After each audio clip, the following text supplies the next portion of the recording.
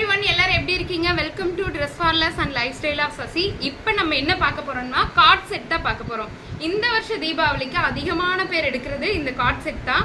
Card set எனக்கு நிறைய move ஆச்சு. ஆனா ரீல்ஸ்ல நான் போடல, மெயின் ஃபுல் வீடியோல போட்டிருந்தேன் யூடியூப்ல. இங்க பாருங்க கார்ட் செட்டோட இந்த கலரோட எட்ஜில் பாருங்க full and full cut work பண்ணியிருக்காங்க.